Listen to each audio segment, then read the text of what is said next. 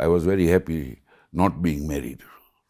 But it was a family tradition. I started realizing between the engagement and the marriage, my uncle objected for him to attend the wedding, and he wanted us to break off the commitment. And my father was adamant that once I've given my word, I cannot take it back. To have awarded an ex-wife a total sum of 100 million Kenya shillings. 100 million plus several properties. 80 million for her to forgo her shares in the companies where she never had any shares. 10 million for her. 10 million for my daughter. The children were not allowed to talk to me, being taught to steal money from my pocket out of my two sons. One of them gets 50%, whoever steals. My daughter was only 3 or 4 years of age. She's telling me, Dad, I cannot hug you because you got AIDS. So now my wife had gone around sticking posters saying that I got AIDS. Do you keep in touch with your kids? My son has blocked me. My daughter, I have blocked her. I saw my ex-wife in her. And that is the time I came to understand that she's a narcissist. Marry a person that you love and who will take care of you, not the one who shows you a lot of money and is not caring. And to a man, marry a woman who has got high moral standards, who will bring up your children with the right thinking and a right way of respecting people.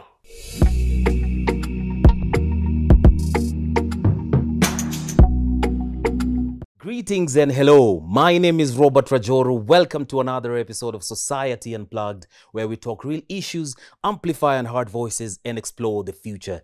Today, we have an interesting discussion with Mr. Suresh Kantaria, tycoon, business model, business mogul. You place the name there. He's had a remarkable journey through love, life, and the law. We're going to be discussing his early years, his path to business success, and also the challenges of his daily life. Today in Kenya and the East African regions, you cannot talk about business without mentioning Suresh Kantaria. He goes down in history also as the first man in the land of Kenya to award an ex-wife a total sum of 100 million shillings as ordered by the courts of law. It has never happened here before. He has a lot of wealth, a baggage of wisdom. He's going to be unleashing it right here on this special episode of Society Unplugged. Before we go any further, ladies and gentlemen, you know how the plug goes like.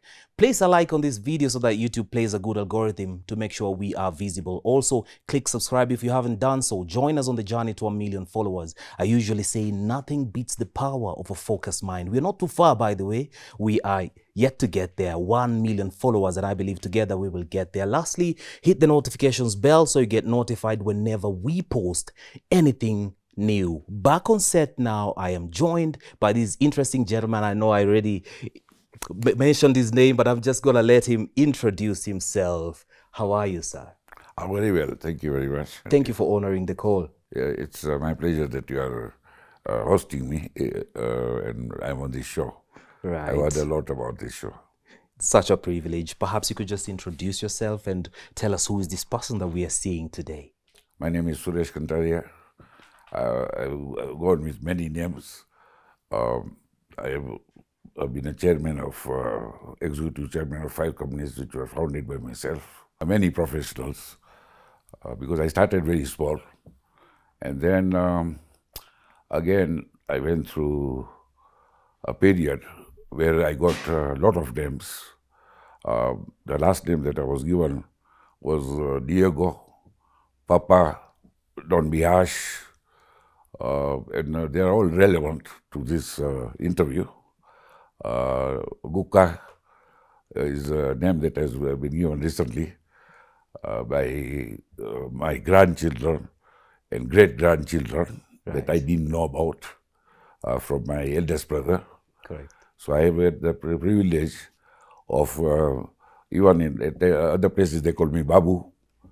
I don't like being called sir at my age. And within my own company, the workforce, which used to be 225, now the workforce is only 8. but still they address me as chairman. And I believe that we'll come back, and the dream that I had that one day we could employ 10,000 people so that we don't refuse anyone asking you to employ their brother or sister, Correct. to turn them away, and we got a place for them. Right. So the dream is still alive. I got a young director, Newton Corey, Nancy, Cherono, and they are making my dream not to die. So even at this age, you realize you still have a dream and your purpose to fulfill your dream? Yes, and sometimes what can be done in 2 years, or what you lost in 20 years, can be gained back in 2 years. If one's mind is there, and if you've got the right people and the right way of thinking, if you've done it once, you can do it again. But within a shorter time, because I've gone through bad time, good time, so I know what to avoid and what to do. Great. And all I have to do is guide more educated people, more dynamic than me. And if I could make it, we can make it tenfold with their abilities. Let's start from the beginning, Mr. Suresh. Growing up as a young boy, especially from the community that you come from, I understand you're fully Kenyan. What are some of these values that align with your community? Because your community is usually visible all out there, very aggressive with regards to entrepreneurship and the business world and the business fraternity. What are some of these values that shaped you growing up as a young boy, especially from the community that you represent? I come from a very prominent family in Kenya. We had very strict upbringing. We were taught to be honest. We were taught to value elders. We were taught to sit properly on a table. And most importantly, our particular family was an example to within our community and within a wider community of Kenyan Asians here. Instances that I like about our family, and I like in people who come into my house, is if 5 members of the family are sitting here, and one of them is a managing director of Prime Bank, and an older man comes in like me, who is now retired, and he's the youngest out of the 5 people, then he would stand up and give the place to the older person. So there was always that respect with which you address your brothers, your father. You don't argue against them. There were a lot of disciplines within our family and the way we were brought up. Not to flash your money materialistically. Live within your own means. Don't compare yourself with your brother. If he's having a Mercedes, and if you don't have a Mercedes, if he can afford a Mercedes, let him have a Mercedes. You afford what you can have. Not to take free things from anybody. When you do business, it should be transparent, and the most important thing that I was taught, and I remember and that I applied in my life, was that work hard, gain a creditability, don't go after the money. Money will come by itself. And by the time the money comes in, you will have value for that money. So these were some of the teachings which we were taught from a very young age. Right. The other things that I do not agree with now, having lived through the life, is that you should marry into your own community. You should arrange marriages, that as soon as someone gets to the age of after education, they get you married to a person that you don't even know through family references. There are no divorces. Whatever type of partner you got, you have to accept.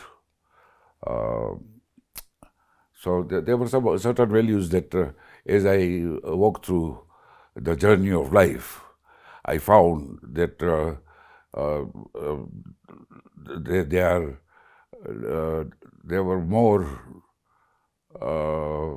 narrow-minded and more of a village type of values. Different religions that you cannot marry into a different religion. Um, Getting a wife from India because she has to go of an Indian culture. My discovery was that I would rather have a Kenyan wife than an Indian wife. The difference is that I'm a Kenyan and I can relate better with a Kenyan girl than an Indian girl or an English girl or an American girl. So some of the values that we were brought up with, I don't fully agree. You cannot argue. Whatever they say goes. My parents or my father and his three brothers were business people. So you have to study something related to the business and you should enter into their businesses. They paid a lot of attention, particularly my father, on hard work. Hard work but no play. Right. Now, you spoke of you would rather get a Kenyan wife, a long life, being brought up from that community and all of the values that you were brought up with. You spoke of you'd rather get a Kenyan wife. What are some of those values that you were observant, watching from your perspective and now watching the Kenyan traditional perspective, how other kids are brought up in the Kenyan way, the African way? Yes. What are some of those values that you admired from the opposite side, the African way? Some of the values that I admired, and I still admire, is the way Africans bring up Kenyan black people. I will not say Africans, but the different community have a different way of bringing up their children. But I'm more related with a Kikuyu community, and I admire the way they bring up their children. They give you space to. Once you become an adult, you go on your own and struggle for yourself. It doesn't matter how rich the family is. And learn to stand on your own feet. They are also, I think, conservative as far as marriage is concerned, that one should marry into their own community.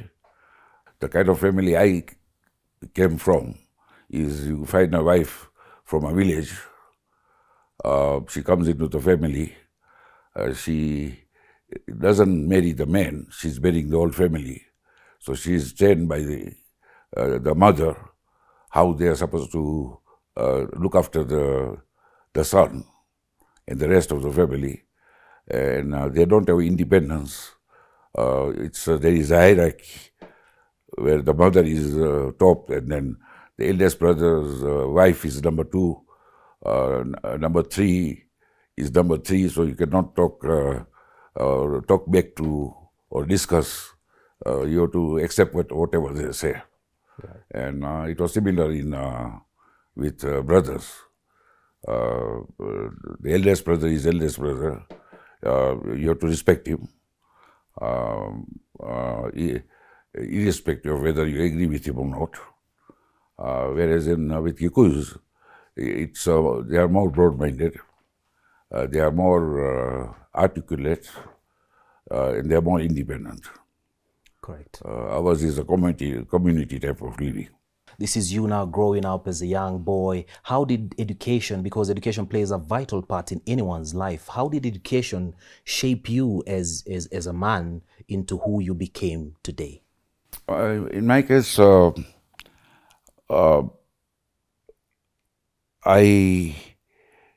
by education, I did up to SCCA, part 3.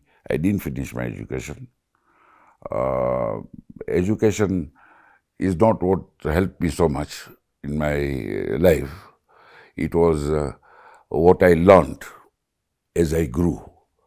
I could employ a lot of PhDs in my company. I had even two chartered accountants, marketing managers. They were all educated.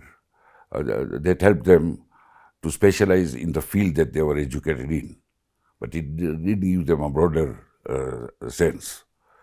But education is necessary in today's world. Today, you are this successful business person. You cannot talk about business in the East African regions without mentioning Suresh Kantaria. You go everywhere, you will see Mr. Suresh Kantaria, a business tycoon, a model, mogul, and very well-renowned business person, respected in equal measure as well.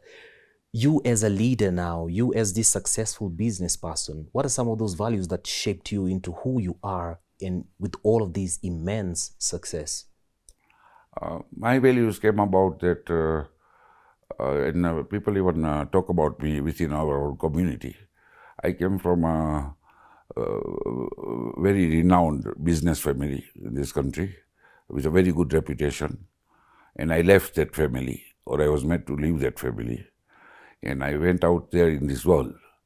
And I saw there is no limit to what one can achieve. And the way other business people within our community have told me themselves, when I told them, now you got 4,000 square feet offices, you had your travel agency only in South Sea, you are doing very well. And they would tell me, it's you who taught us how to reach this far. My own values have been that everything is achievable in business. Business is an ocean. You can do as much as you want. Yeah, but how much can you do?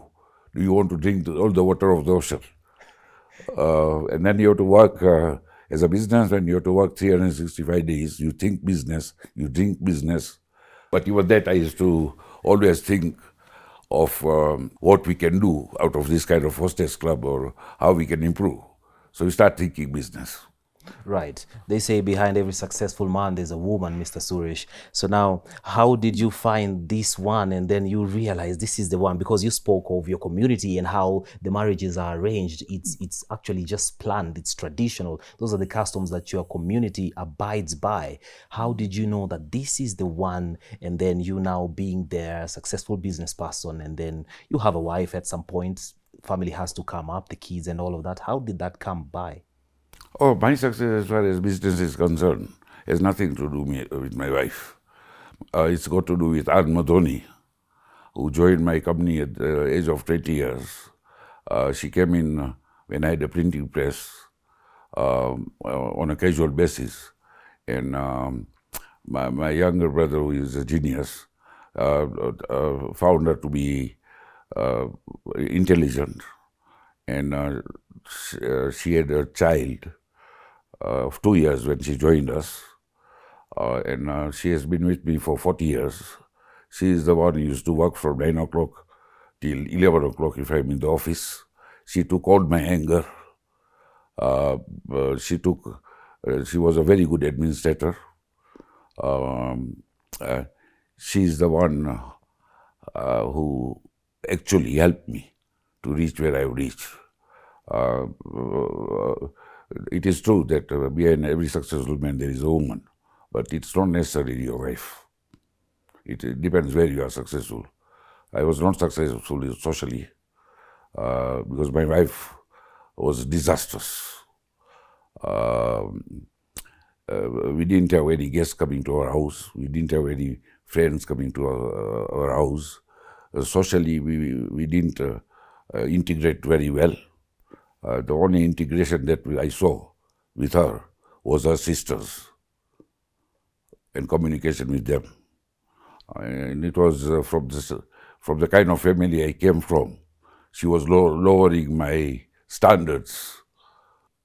My marriage was not because I wanted to get married. I was a very happy man. I got married at the age of 22. I was very happy not being married. But it was a family tradition. And my father and his brothers, all of them get excited when boy or girl get of that age of marriage, yeah, and they get you married when you are not even ready, or you don't even find the need to get married. Normally, I would have found need to get married if I was staying in England and I was staying on my own, and I had no family there, and to kill my loneliness and to have companionship, uh, I would now consider having a partner in my life. But here I was staying in a family environment where I was very happy. And when my father was now rushing me into getting married, I just thought that I'll go to Mombasa with him. I put a condition on him that we have to stay in a five-star hotel. And I'll go and see the girls and come back. Instead of that, I got stuck for these 20 years in marriage. And I got married in 1974. So we are talking of how many years now? 50 years. First, it was to stay with her, which was difficult. Then it was to fight her, or her fighting me, which has taken a toll on me. So it was disastrous. And it was because my father was an upright man. He didn't have any experience with women. He didn't know there are also bad women and good women. He got married. Probably he knew, because the first wife, he was not very happy with her. And then he married my mother. And when my mother passed away, he went to India and married the third wife. So to them, get married, and then the wife does housework, looks after the children, and the husband goes to work, brings in the income, and the children go to the school. Yeah, and it's a happy family. There is no compatibility or understanding, or whether sexually they are attracted to one another or not. They believe that love will grow if two people come together, which to me, most people should get married when they feel the need to get married, and when they find the right person with whom they can feel comfortable with. Whereas the way I went about it was, I'm a super empathy person. So the way my marriage happened is, I went to Mombasa, stayed at Bamburi Beach Hotel, and then we were supposed to see this particular girl from a particular family, which was recommended to us by my uncle, who was chairman of our community for 14 years. So he knew all the families within our community. We went to their house, and she was not there. Now I believe that she was not there because she is related to one of my sister-in-law, who has always said that I would never bring my sister into Kantaria family. So obviously, maybe she absented herself from being there. Then we ended up going to the family, to the woman that I married to whom I got married. And my uncle had told my father not to go to those people. And still he decided to go there. Afterwards I discovered why my uncle had said that. And it was behind Blue Room, in middle of the town, first floor.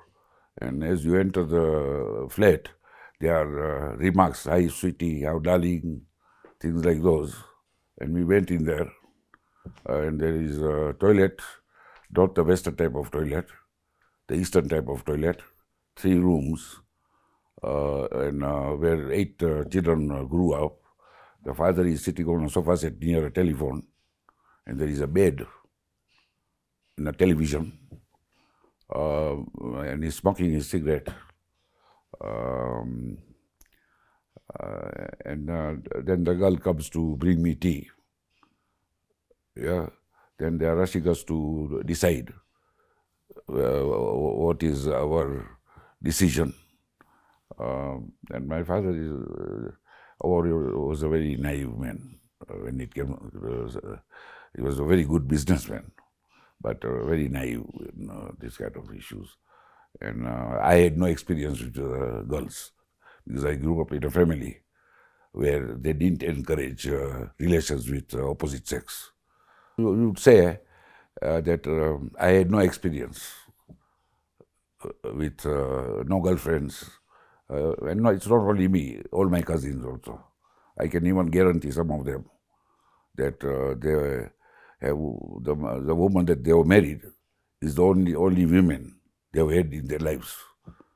Some of them are 60, 80. So when you don't have any experience with women, and a woman is only coming in to cook and look after the children and look after the old parents, it's not called living. It's not called sharing life together. So then I got married to her. Next time I went there, now for us to have an interview with my brother, we went to Mombasa Beach Hotel. We went for a walk on the beach. Then we sat down and I'm asking her questions like, I come from a business family. If you have to move to India, would you be willing to do it? Of course, she's saying everything yes, because of the kind of family I'm coming from. And the way I was handsome, and the kind of clothes I'm wearing. But I was excited because you're seeing a girl and you've not been having any experiences. So you can understand where I was excited. So then when we are going back to the sitting area, as he's climbing up the stairs, I asked her, "What is your decision?" So she says, "Yes, yes, yes." She says, "Well, what about you?" I had no heart to tell her no. That is how I got stuck. Oh. I did go home and ask other people of their opinions and things like those. And then from between engagement and marriage, when I used to go with my father on Sundays for social visits and go to see an Indian movie every Sunday. The two people that we went to were close to our family or relatives. They said these girls are too independent. That means, yeah. But now I don't want to listen to that because now I want to think that my wife is the most beautiful woman that I've chosen. So that's how I got into this mess. Right. So now, when did it start raining? Because you're speaking of mess. When did you realize that this is a mess? And when did it start raining, especially in your family now? You're married, you're there. This is the wife that has been chosen to you. When did you realize that this is a mistake? And when did it start raining until we came to the divorce? Because I understand there was a huge divorce case that went on, and now you made headlines that time as the first man on this land of Kenya to have awarded an ex-wife a total sum of 100 million Kenya shillings. When did it start raining? Then you realize, oh, this is a 100 big million plus several properties. I started realizing between the engagement and the marriage. At the same time, my uncle, who had told my father not to go to that house, now objected for him to attend the wedding, and he wanted us to break off the commitment. And my father was adamant that once I've given my word, I cannot take it back. And that is something that was happening within our community. I found this out once we got engaged. She came to Nairobi for us to go and do shopping for her saris and things like those. And we started having fights between the two of us. She was saying that she's not the kind of a woman who does what I will tell her, and all sorts of things. We were on Mombasa Road, and she opens the door, and she wants to get down. So I stopped the car, and she got off.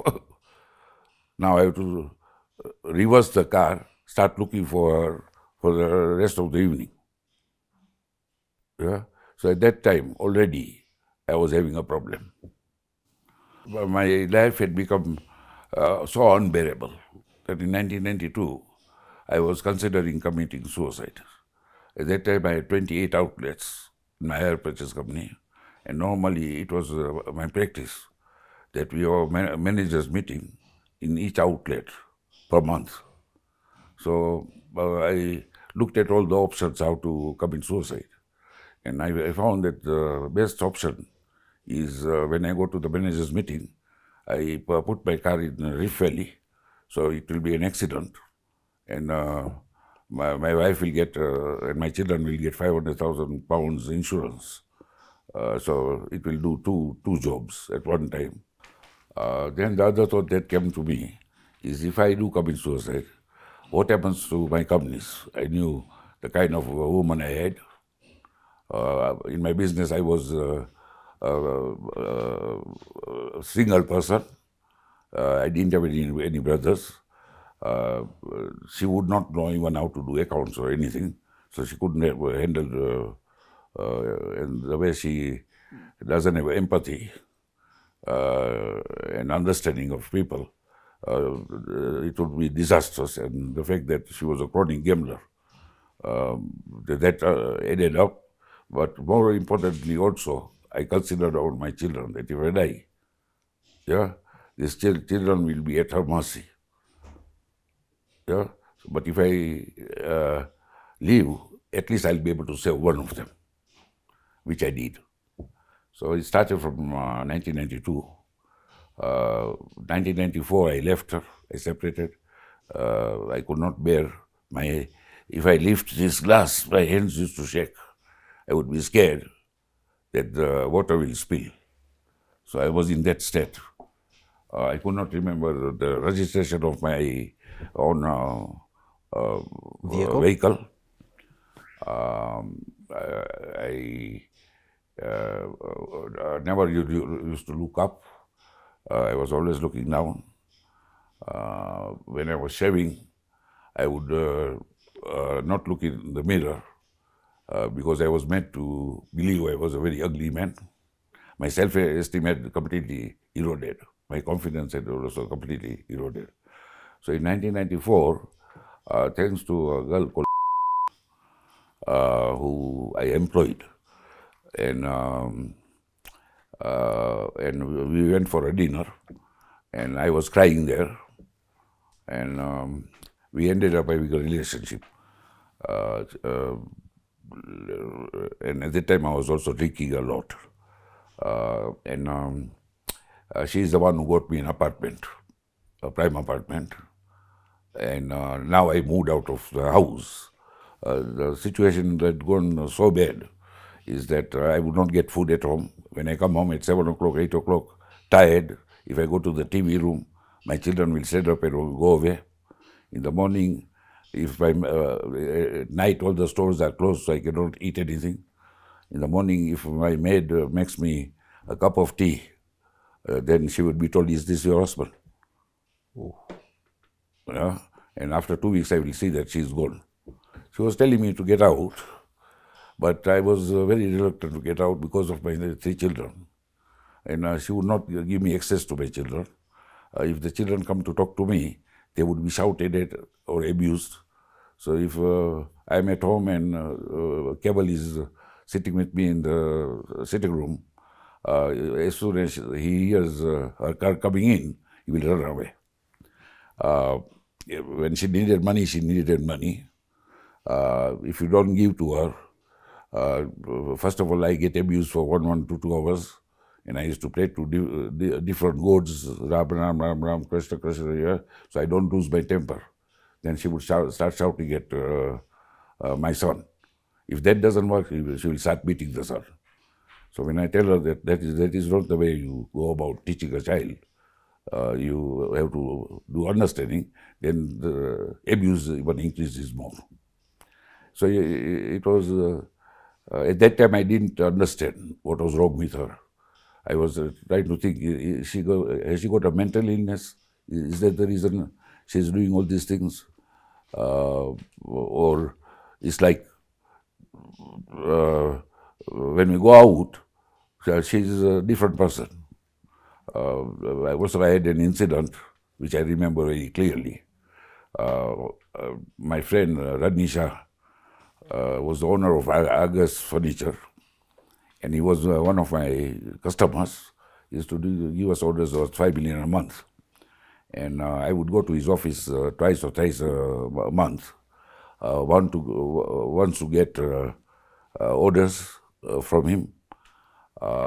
And he had a practice of getting a whiskey, some bitings, and then the suppliers would be there. Some of his staff will be there, and we talk about what is going on in business.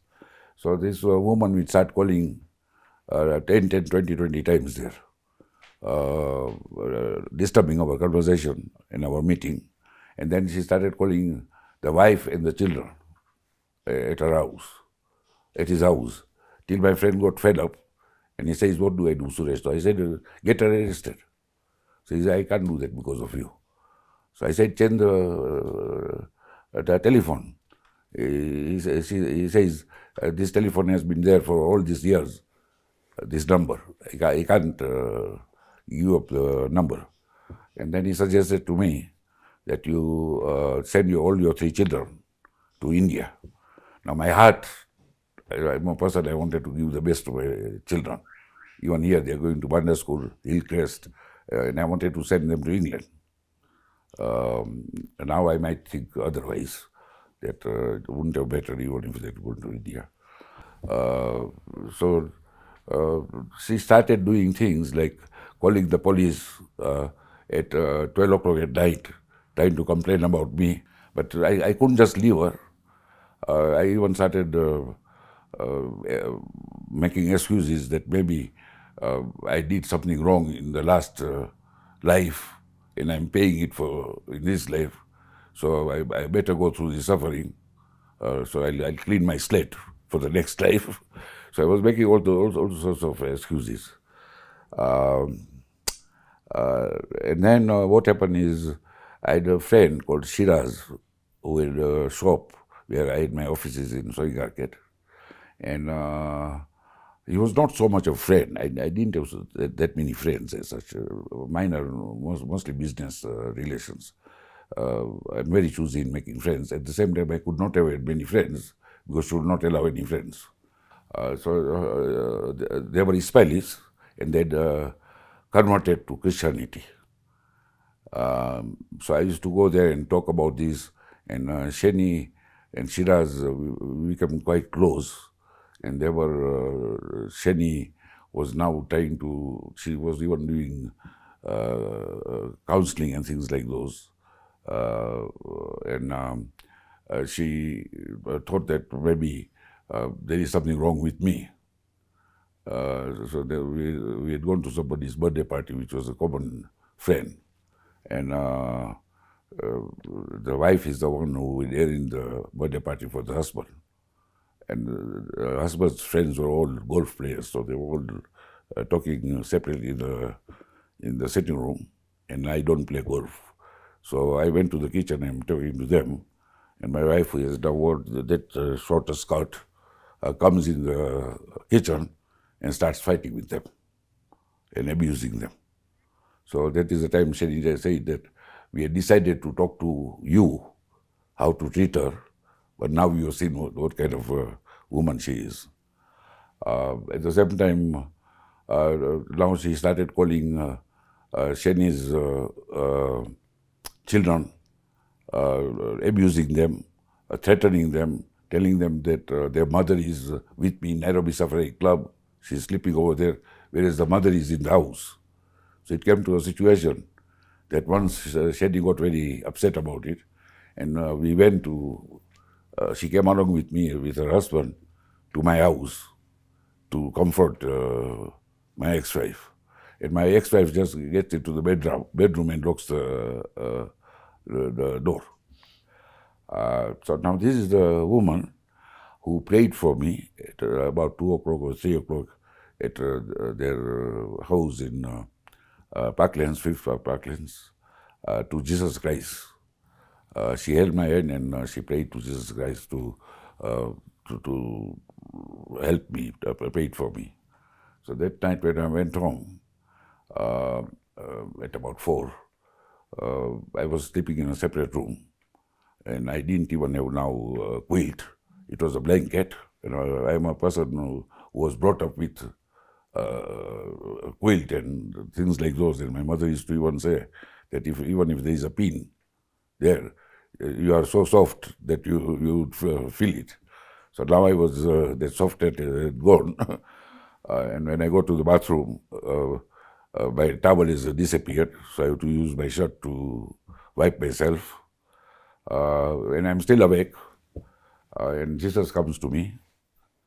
My mind is awake and tells me, God didn't send you here to suffer. I have suffered on your behalf and I have taken your sins.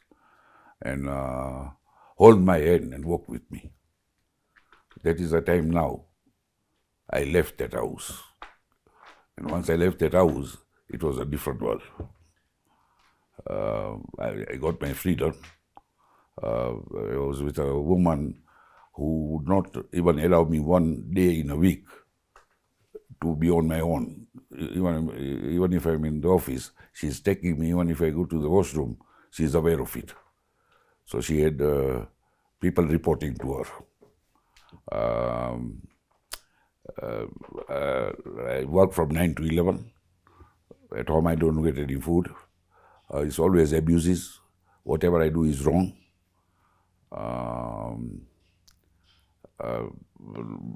Materialistic, she wants money. But when I see in the house, there is no food. I gave her a credit card. Now I was trying to see what can I do to satisfy this woman. So I gave her a credit card. She would overspend, so I had to withdraw the credit card.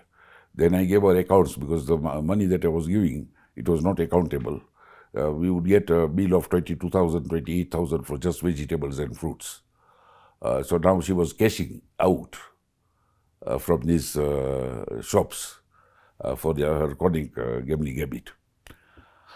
So it reached in 1994. I left her.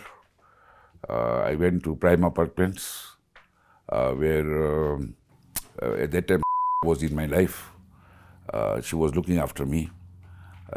We were also having a sexual relationship. She was no longer in the company, and she was giving me love letters.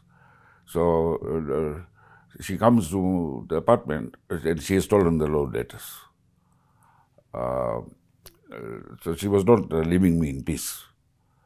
Then the children were not allowed to talk to me. They were subjugated to physically being abused, being taught to steal money from my pocket. If they steal my money from my pocket, whoever steals out of my 2 sons, one of them gets 50%, whoever steals, and the other 50% is divided by my ex-wife and the other son. And what really hurt me the most, and the reason I left, is my daughter was only 3 or 4 years of age, and every morning she would, I would make her sit on my lap,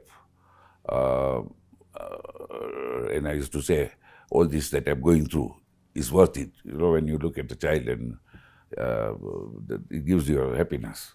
And this particular time, she's standing on the staircase. It was a staircase like this, and a similar kind of situation. And she's telling me, Dad, I cannot hug you because you got AIDS. So now my wife had gone around sticking posters at in Sewing Arcade where my offices were, and even at Shani's shop, which was in Epic Center, and my door in the office, saying that I got AIDS. With a picture? Poster? Posters. She would draw it up, and now she's sticking everywhere. And then she went to Epic Center, and she's fighting with Shani. So these were all the kind of things that led me to leave her. Right. Okay. And then she would not allow me access to my children. I was providing everything for my children and my family. We are talking of 94 to 96 now. And I moved into Mimosa Court at that time, and I took a penthouse, 4-bedroom, so I can get my children to move in with me. And my elder son, who was now turning 18, started coming to me. And once he started coming to me, my wife did the same thing that she was doing to me, to him. No food. The brothers and sisters are not, his brothers and sisters are not supposed to talk to him. The maids don't make any tea for him. Same treatment as what I was treated. So Ketan even started sleeping out. In the morning he will go home because he was concerned about his brother and sister. And now I was buying fruits and vegetables and things like those for them not to go hungry. So she would take it home, and my ex-wife took all of it and put it in the dustbin. When I used to go overseas, I would bring presents for my children because now I was not staying with them. So all the time, they were very dear to me. All those watches and whatever I bought was put in the dustbin. So now, in 1996, Ketan then went to university in London. He was writing letters to me. We were communicating. And then one day my security manager tells me, Andrew Mandaviro, that, do you know Ketan is here? So I was not even made aware. So then I went to the house and I saw Ketan was there. And then in 1996, December, New Year's Day, Ketan and Keval came to my house. My cook tells them that your father is never eating. Now he's first time he's eating. And I took them to my room. I showed them their rooms because there were 3 other rooms that they can move in anytime they want. Ketan wore my shirt, put my aftershave, and he requested for a car. And I had a Mercedes 230 and Discovery, but the Discovery had a problem with those models. It would go off the road, so I gave him the Mercedes. And my driver had not come without permission, and I was unhappy about that because I didn't want to give a powerful car like that to Ketan, but I didn't have the heart to tell him no. And I told him that, please, Ketan, don't go to Whispers, come to my place if you're going to Carnivore. And they were going to Luana Festival. This is New Year's Day. I went with Sabina to Laura Blue, but I was all the time worried about them. So when I went home, I didn't go to sleep. I'm calling the mobile phone. It had a mobile phone which comes in, fixed in the car, but no one is picking the phone. So I start calling home, and no one is picking the phone there either. And then I get a phone call from my cousin at about 8 o'clock to come to MP Shah Hospital. He had an accident and he was very badly injured, and then he lost his life. After that,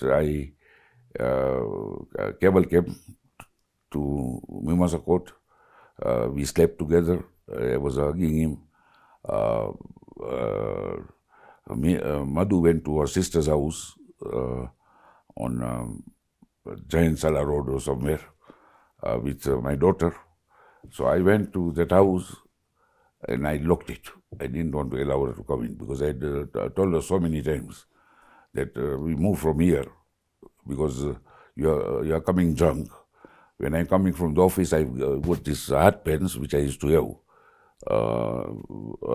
and I would stop the car at a petrol station to regain my consciousness. But she was adamant of not leaving that house. It was like that house was everything now. That was her life. So now I thought I got an opportunity for them to move to somewhere in nearer, because my wife would go to casinos all the time, come home at 4 o'clock. The children would be without attention. For her to get into the house, she came with the divorce papers. That is where now everything started. Hari Seth is our lawyer. 5 cases, Married Women's Properties Act, divorce case, winding up case, winding up of Canoe Trading Company Limited, Taramira case, shares in Taramira Limited. There was a 6th case of Leonard Mutua. There was a case between Leonard Mutua and Kenwood, which was nothing to do with this. That is also mentioned in our notice of motion. So now I appointed Mrs. Dowell as my lawyer, and I told her that, look, this should not be going through the courts, because my marriage is not through the courts. It's not at Sharia house. It is a communal marriage. So they should be considered as a customary marriage. So it should not go through the court process. But lawyers don't want to listen. They go on their own way. So we ended up in the courts for the divorce matter and for the Kenwood winding up. And it was Kenwood winding up and freezing of my brother's account in Trust Bank. I appointed Mr. Nagpal as a lead lawyer. Yeah, so I had 3 lawyers, Gaderu Godemia, Mrs. Dowell, and Mr. Nagpal. They all know that there is no case here, because she had no status quo to go for a winding up. She was not a creditor, she was not a shareholder, she was not a director. Yeah, and of the freezing of the account, because the accounts belong to my brother. The judge gave the order of receivership and to freeze the accounts. So that was the first order. Then we came to the divorce matter. We got the divorce in 1999, 16th of March, I think. So that was over with. Now I had gone for a custody for my daughter. I went to the children's office, and there was a lady called Musau, a very good lady. And we went to the house to check everything, and I think she was appointed by the court, or the court gave the orders, but I'm not too certain about it. In any case, I got joint custody, and she was supposed to come to my house, my daughter, every 2 weeks, every alternate weekends. So she came the first weekend, and she told me about how her mother is treating her, that she's even beating her, she's shouting at her,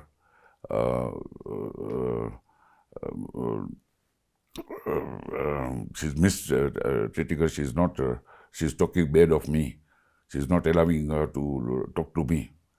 So I didn't want to send her back, but this was a court order, so I sent her back. And that is the only time she came. After that, my wife didn't allow her to come. So I went with the children's officer, this Mrs. Musau. We met in Holiday Inn, we met in Intercontinental.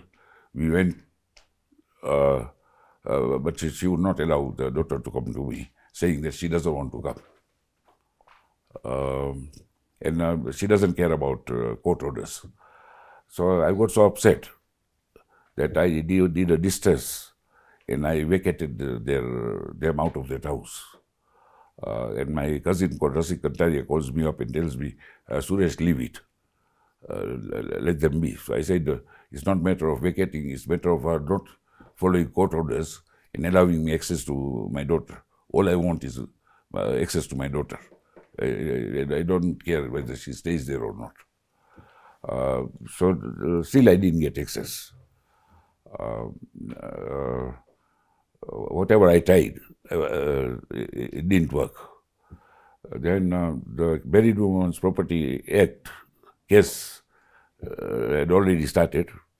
I had Miss Jan Mohammed of Archer and Wilcox representing me.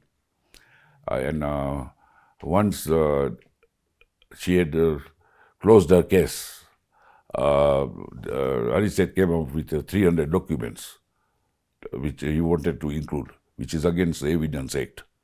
But this allowed it. So Jan Mahmood said, look, I cannot allow me to step out of this case because I cannot do a case where Arishet is involved. And that is the same thing that my first lawyer, Mrs. Dawal, had said. So now I don't have a lawyer. I went to several other lawyers, but they would take time to go through all the records and come on record. So now I have no lawyer, and I'm going through mental treatment. I went to India for mental treatment, and it is my legal officer, Sophie Buru, who is now attending the cases. Every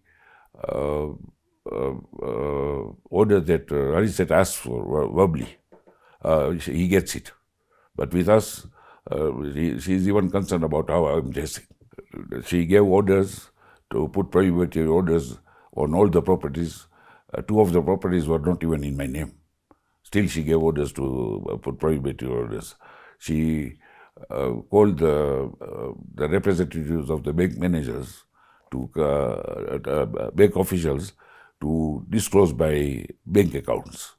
And I had bank accounts in several banks, Barclays Bank, State Bank, Prime Bank. Only Prime Bank, where Suresh Kantaria is the chairman, sent a legal officer to give the my accounts. So Mary Angava ruled that to freeze those accounts. Yeah? So I was sitting there, and I knew I had some money in Prime Bank branch in Diamond Plaza, which I had given that deposit because the managers had come to me in the hospital and guaranteed that she will be responsible for it. So I took a taxi, I went there, and I withdrew the money. I gave her instructions to give me the money in cash. While I'm there, my nephew called Amar calls to tell her that an order has been given, freeze the account. Now, he should have not done that because you are aware, once an order is given, it has to be typed and then it has to be served. Right. It was never served, and he is already asking her to instruct her to freeze the account. So the managers, she told him that he's just walked out with the money, whereas I have not walked out. She has just given instructions to bring the money there. So then I got the money and I left. So because of all these kind of rulings that she was making, I put in, I had a lawyer on the side who put in a written application for her to disqualify herself or to put the file in front of the Chief Justice, which by law it must be done. She denied to do that. She would have the court, even after 5 o'clock, the hearing to continue. So basically she was completely biased against me, and she was giving illegal rulings, and I knew that the ruling will come against me. So I went to Gitobai Manera, who is a constitutional lawyer, to put a constitutional application for her to disqualify herself on constitutional grounds. She had locked the file into her drawer, so we couldn't access the file. And then I got another lawyer towards the end called Buru, who did the submissions. Because I was told that if we go to the Court of Appeal.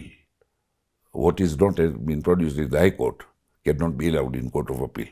So we gave in our submissions, and whatever Hari Seth asked for was granted.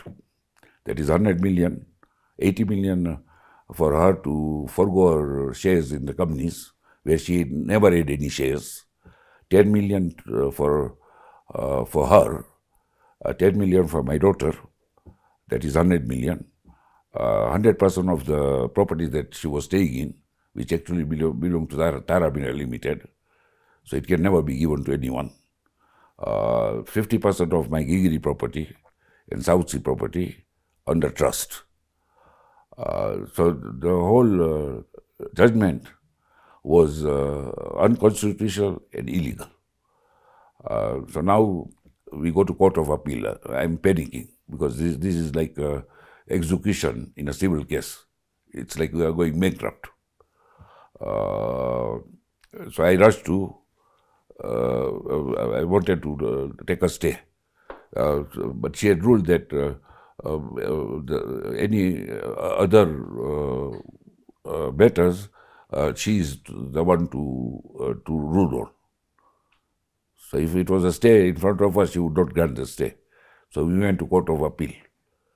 I appointed Ochego. The appeal was granted. The grounds were sufficient to grant an appeal, but he consented with the other lawyer for me to give maintenance of 200,000 to my ex-wife and 100,000 to my daughter, and my daughter's fees and maintenance. So now, which was now going to be very hard for me.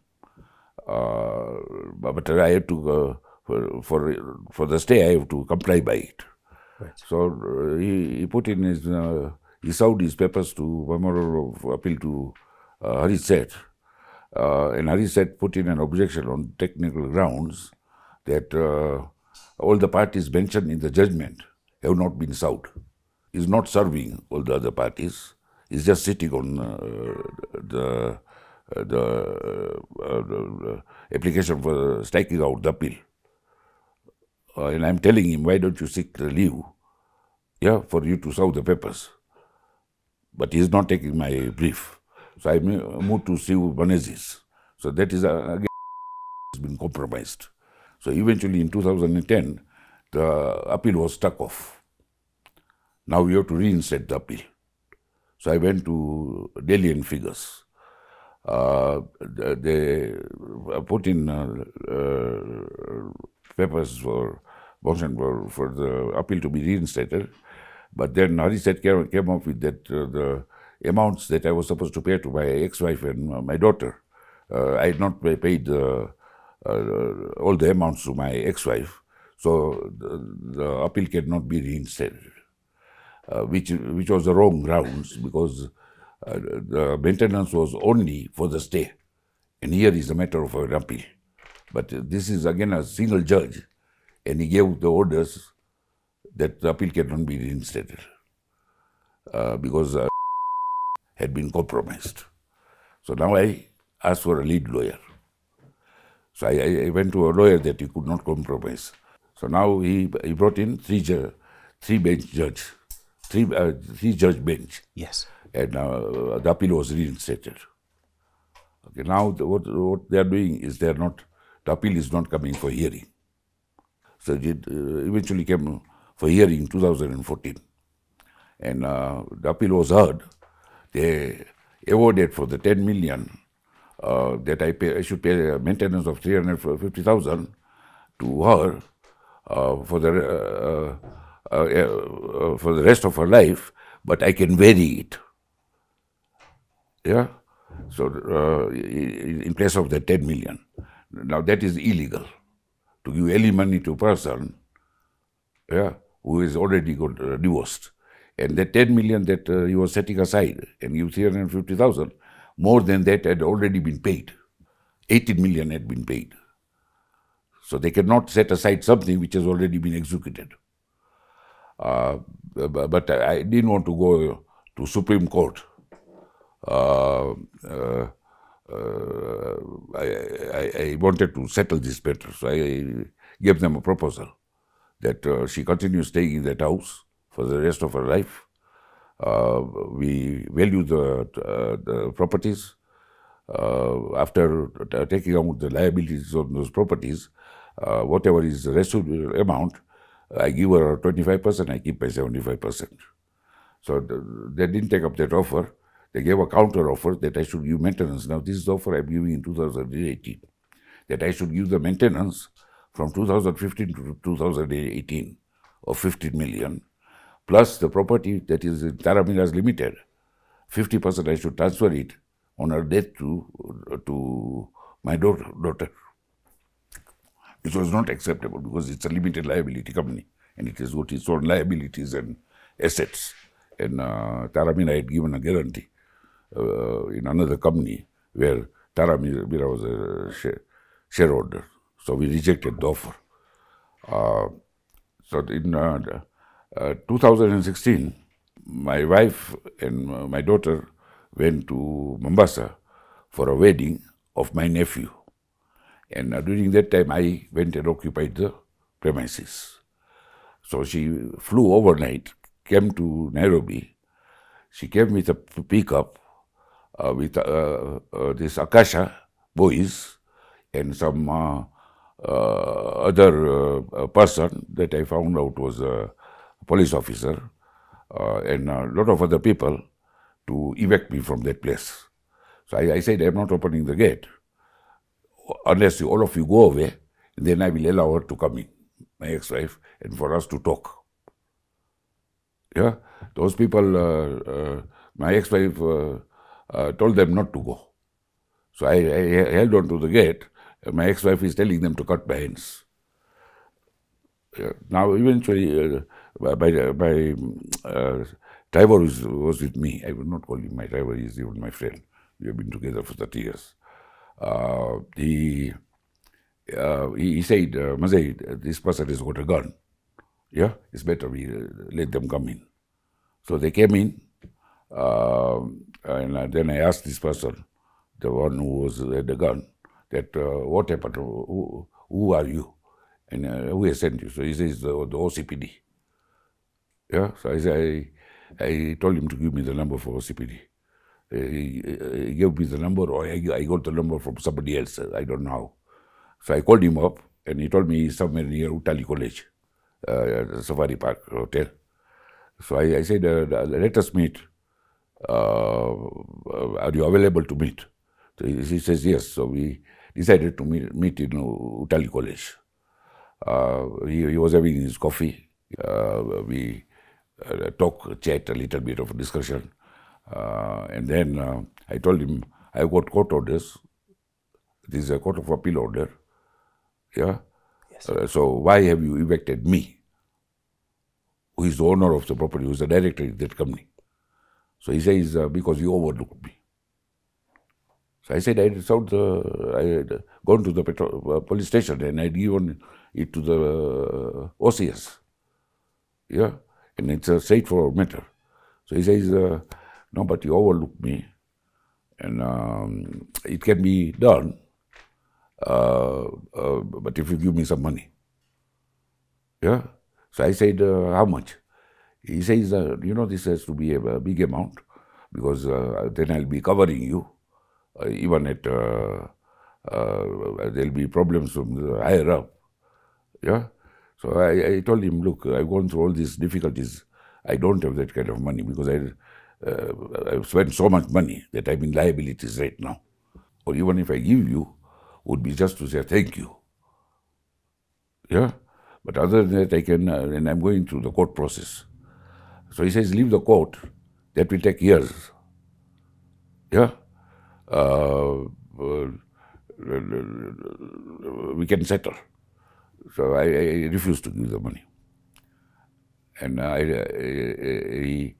he now was, and I kept on calling him to find out what has he decided. So he disappears to Kisumu because my wife had gone for an injection, so that she would get the injection. I reported this matter to the PPO, Nairobi area. I don't remember his name now. He gave me 2 senior deputy commissioners to follow this. I give statement and everything. And then I didn't follow up with it because I know you have to give money. And I didn't have any money or the appetite to give any money. So I don't know what happened to that case, but that matter was reported. So these are the kind of things that have been happening. It seems like she was everywhere. Literally, she was everywhere, and you know, outclassing you with every move you try to make. Yes. You would find out that she was there somehow. Yes. Let's talk about this dark phase in your life, Mr. Suresh, because you spoke of you now, some other children, spending time with the kids out there, street kids, and spending time with them, and they loving you, they liking you, and they calling you Guka, Babu, all of these good names. Yes. This dark phase in your life, the divorce has been filed, everything seems to be working against you, literally. Yes. How did you cope with this dark phase in your life? What kept you sane? What put you together? Who or what? Yeah. Initially, it was in my life. She told me, Suresh, you got money, what are you worried about? Live your life. So I started living my life. We used to go to mujras. We used to go out for dinners. We went to Mombasa severally. But I don't want to marry this girl. Her parents and everybody is pushing. And she's got other 3 children. And I don't like her character as such. It's only the sex part of it that I like. I went to a psychologist and I said, this is what is happening. This was what was happening with my ex-wife. That she was denying me. And here I'm getting it. So he says both of them are controlling you. That period, and there were a lot of criminal cases which she got me involved in, which were actually not criminal. I had done nothing wrong, but I was being persecuted.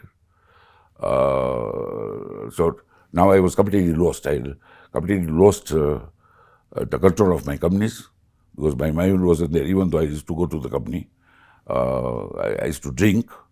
I even cable's responsibilities. And then in 1999, her father passed away.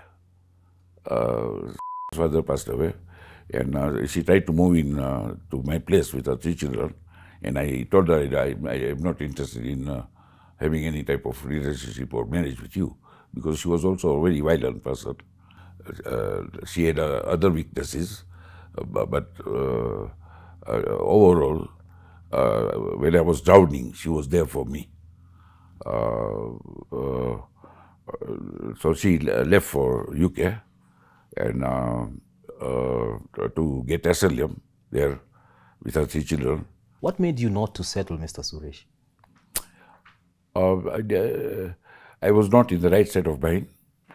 I was about to get married, but my sense prevailed, and I am having gone through the kind of woman I had gone through. Character is very important to me. So this could not match to that kind of thinking that I had, that a woman should be as a wife. So I found this Marina in Zanzibar. So now Marina comes here and she's giving me a story about her son having been charged along with his friend for murdering another Russian boy. Yeah, and that he is not guilty. It's only the mother of that that boy who has accused them of murdering her son, has framed everything. So I thought of him as Ketan. If I help her to get her son off the to be found not guilty, it will work out very well, because she was also a doctor, and Ketan will have Keval will have an elder brother, and this one will have a Keval. So I sometimes I think in those kind of terms, Right. which is not necessarily good to think. Yes. So she came to Nairobi.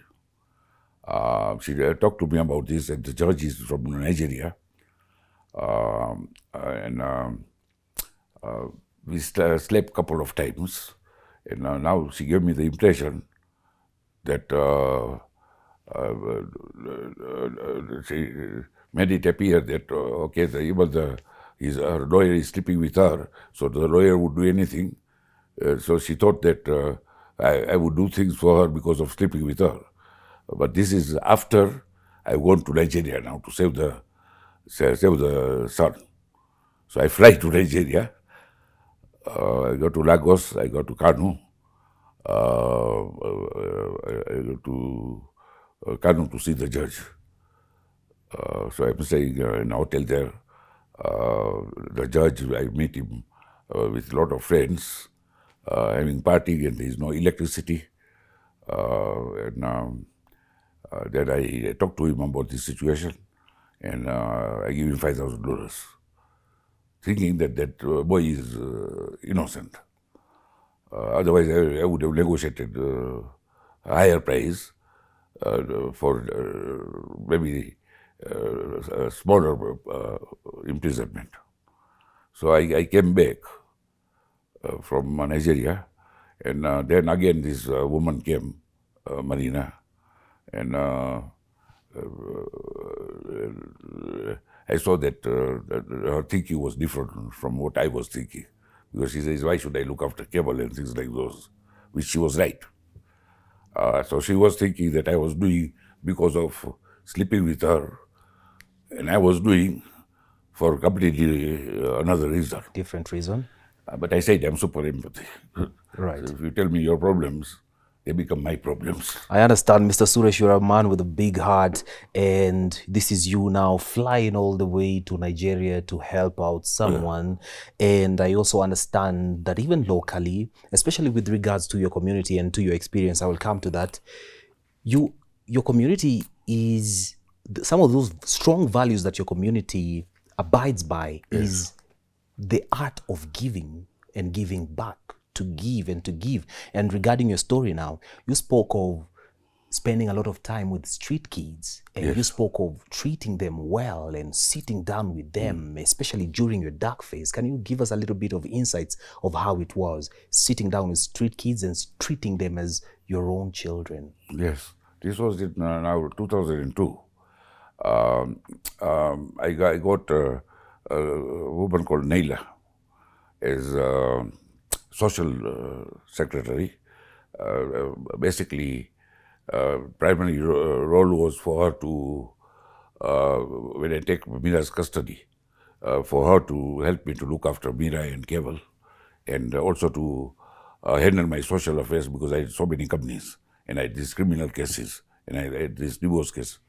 So, and our arrangement was that where I go is none of our business. And she had a son called Lukman, who was only 1 year of age. So when I proposed to her to join me, she said she will send the son to America with somebody called Sikandar, who had given them a place to sleep when she delivered Lukman. And they were moving to America. And when she got the son, she had already written to be given away. But then this Sikandar and their mother stopped her from giving away Lukman. So now that she will be working for me, she was willing for Lukman to go to America. So I told him, no need to do that. I got 4 rooms. Lukman can take 1 room, and I'll adopt Lukman. Again, thinking wrongly that I will look after Lukman, so she will look after my children in return with 1 heart. But no sleeping. Where I go is none of our business. But I will not bring any woman at home. And also for me it was good, because I didn't want the situation that different women are coming into my house because of the background I come from. Right. So this is the time when I started going with this girl called Mariam. I met her at Get-In, at this place that even I used to go before during 1992 and 1994 till I got, and I found her there. She was 17 years of age, and we got talking. I like her complexion, and I used to sit with a lot of women, buy them drinks or give them money for their milk, and used to eat there. And we became very. I couldn't sleep with her because I saw her as my daughter. So we became drinking buddies, and that time we used to go to casinos, clubs, and then we would end up going to a mujra or drinking, and we would end up on the streets and all this.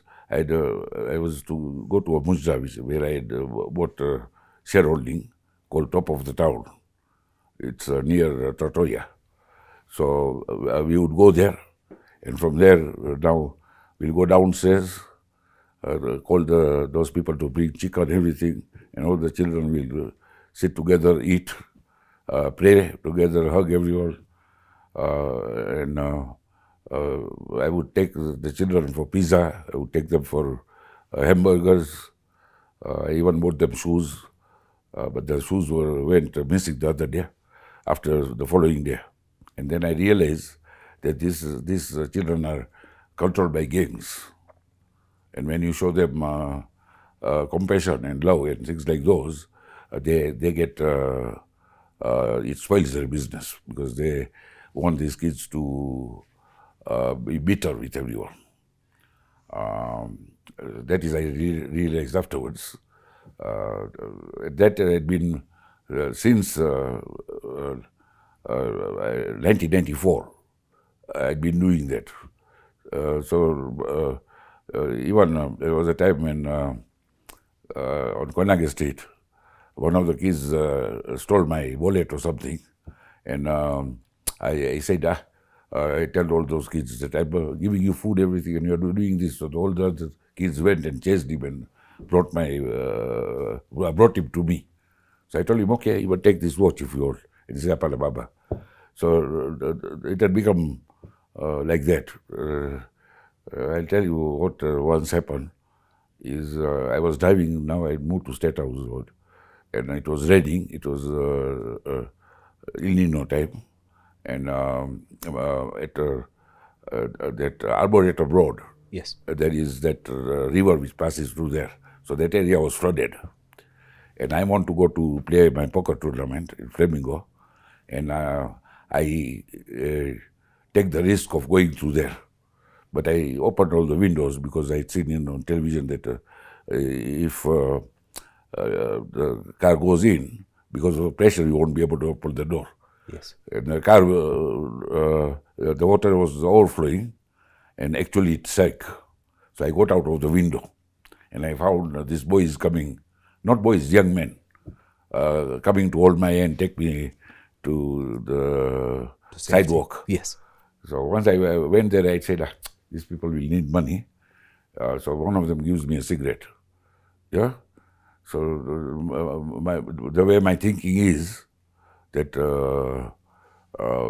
now all my money has become wet. Yeah. So she says, Baba, you don't recognize us? Huh? You are the one who had done my ID for me. Yeah. So they didn't want anything from me. They were just helping me because of that incident. That way, I've helped so many people. Now I was going with this Mariam, and we would end up on the streets buying this children food. Do you ever keep in touch with your kids? My son has blocked me, and I'll give you the reason why. My daughter, I have blocked her, and I'll give you the reason why. My son has blocked me because I started looking after Mira, thinking that they don't have any maintenance or anything. My brother, who was sustaining them, died, and his children, I thought they were not anymore looking after them. So she showed me that they don't have a car, they don't have a house help, the grass is grown. Yeah, so my heart went out for her. I would buy her fruits, vegetables, and ration, everything that she wants. I even got a house girl for her. And then my ex-wife came up with a ruling to auction my property. And then I got in touch with my son, and he had sent me £30,000 for my own self, because he felt that I have to also live for myself. And now I'm spending it on my daughter. So he got upset and he told me, send me my $30,000 back, and I don't want to talk to you anymore. Then he said, okay, whatever they want, give it away, what they are asking. And I said, I cannot give it away because, Keval, you may not understand the value of those assets, what it has taken me to build, and tomorrow you will need it. Yeah? So I can only give away what is rightfully to be given. So he says, he just blocked me. He says, I don't know you. And my daughter, I blocked her because after I heard the recordings that her boyfriend, ex-boyfriend, met me here, and the photographs, and from the recording I saw my ex-wife in her. And that is the time I came to understand that she's a narcissist. And all along what I was trying to make out about what mental illness my ex-wife has got, it was not a mental illness. It was basically, she was a narcissist woman, and I also now figured out why she had become a narcissist. Once in a casino, there was a person called Ali, who was owner of Jack and Jill supermarket, and I casually asked him, do you know National Service Store in Mombasa? That was my ex-wife's husband's business. And he went on and he said, yes, I do. They were living behind a blue room. And he had a friend called Barkat who was working in S&P shipping. And they would go there and hold, and a fair girl would come out, we would take her, we will have sex with her, give her money and drop her back. So now I understood what was happening, that the mother was sending the daughters to do these kind of things, yeah? And if they didn't bring the money home, they were being locked out, no food to be given. If they brought money home, then they would be pampered. Now, the same thing she did to Mira, because her reputation had been ruined. I didn't know about it. Do you ever at one point feel like the upbringing as boys, you spoke of now this other community, the African community, some of those Kenyan communities that you have mentioned, growing up as boys, they were let out to go and discover things by themselves. And in your community, back to your community now, things were structured. It was already set. The decision was made for you on your behalf, especially with regards to marrying the one that you want to marry. Do you ever feel like your community failed you at any given point, especially regarding your experiences? And now looking forward as a man, what are some of your thoughts, especially regarding narcissistic tendencies and behaviors in marriage? The first question about the community, we don't say that there is much difference between a Kenyan black community and Asian community. There are families where there are very strict rules, where there is a woman who brings up a child very rigidly, and there is parents who give that flexibility and love. And this is a very good question that you asked me. I've always wondered what would be a better way of bringing a child. That discipline that you have to don't put your legs on the sofa set, or that discipline, this is our home, baby, come sit with me, you love. And after seeing this, the lady that I was going around with, 1,000 shillings an hour and the way she has brought up her, and the way she is bringing up her children, it is love and not rigidness. So there is not much difference. It depends on the mother, and I believe the woman is very important for next generation. More than men, because man is going out to earn. It's the woman who brings up the children. And if the woman is of loose moral and loose character, then your generation will go. If the woman is loving and caring and of good morals, then you will have your next generation will be good. So they ruin a generation. And that is what has happened to me. And now what is happening is my daughter being like the ex-wife of mine. They are ruining my next generation, my two granddaughters. Yeah, that is what I want to prevent. What are some of those valuable lessons that you would like to share to these young men or women that are about to enter marriage, or some of them that are also in the middle of it, marriage? What would you share? I would say to both men and women, marry a person that you love and who will take care of you, not the one who shows you a lot of money and is not caring. And to a man, marry a woman who has got high moral standards, who will bring up your children with the right thinking and a right way of respecting people. Marry a person who is kind rather than the person who is cruel. Marry a person who is generous rather than the one who satisfies himself and leaves you unsatisfied. Marry the one who satisfies you first, or wants your satisfaction as equal as his own. At least stay together for a year, 2 years. Understand one another before you plunge in, because marriage is a very serious affair. Yeah.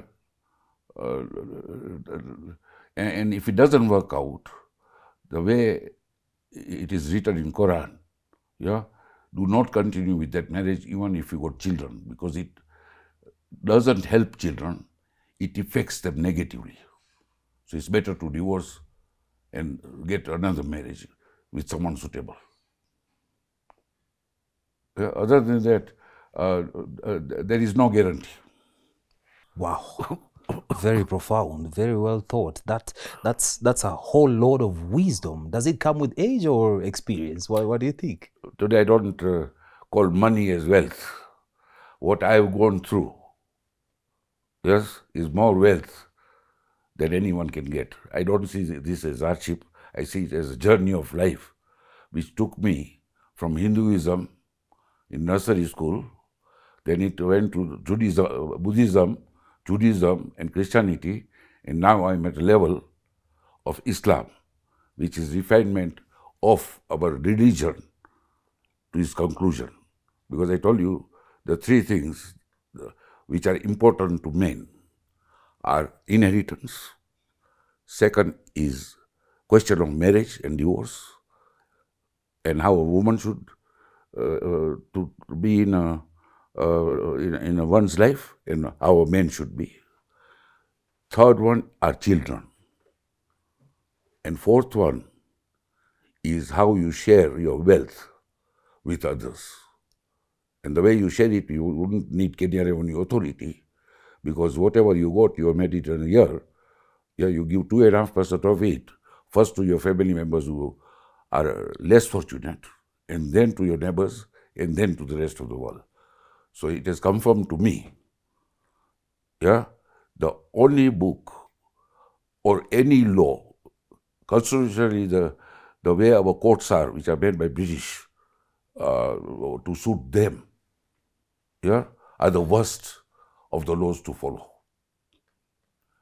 And those are the ones which are destroying our society. Bible is before Quran, but it is ambiguous. Yes, it doesn't clearly tell you whether you can divorce or not. It doesn't tell you about inheritance. It doesn't tell you about how to share your wealth. Yeah? So I became spiritually more enlightened with the experience that I have gone through. Today, the way I take is that family that is born of my blood is not my family. My family is right there, who are sitting there, who are with me today, who have got the same kind of thinking as me, hardworking, going in Matatu, looking after their children, being careful with their money, the respect they give me. That is my family. Not the family who is going to Hillcrest School, taking drugs, have no regard for their parents, except that they are entitled to everything. Yeah? To reach the kind of family I want, you have to go through the journey I went through. If you don't go through the journey, you might have a lot of money, yeah, but you have not gained anything in life. Yeah, and money is necessary, but when you got a lot of money, all you are doing is guarding that money, and people are respecting you. Mr. Kantaria, how are you? Because they want a job from you, or they want something out of you. Not because, Robert, you are such a wonderful person.